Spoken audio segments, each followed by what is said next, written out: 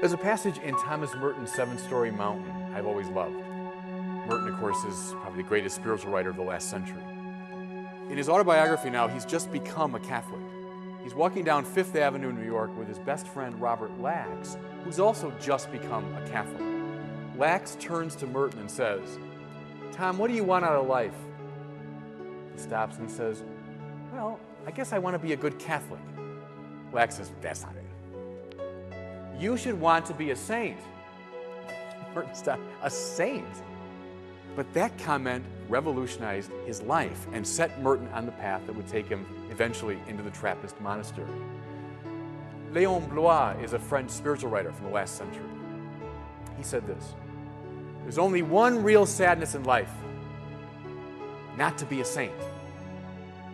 All the other things we consider sadnesses, failures and lost relationships and disappointments, well, they're real, but those aren't the real sadnesses.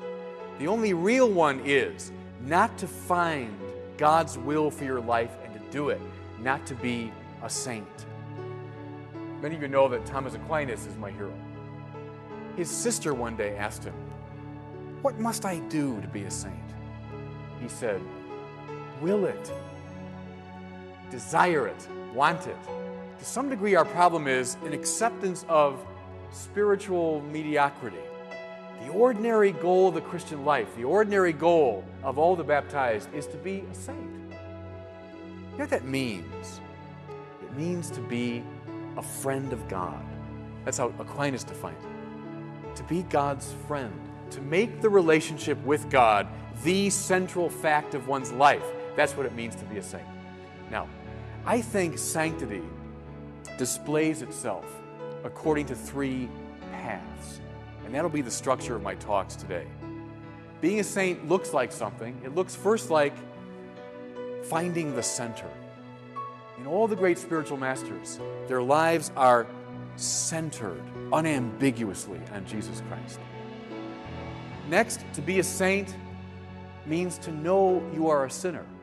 When you stand in the light of Christ, you're more, not less aware of your sin. You're more, not less willing to acknowledge the fact that you're a sinner. And finally, to be a saint means to realize your life is not about you. It's your life, yes it is, God's gift, but it's not about you. It's about God's purposes. To be a saint means to be drawn into the center, which is Christ.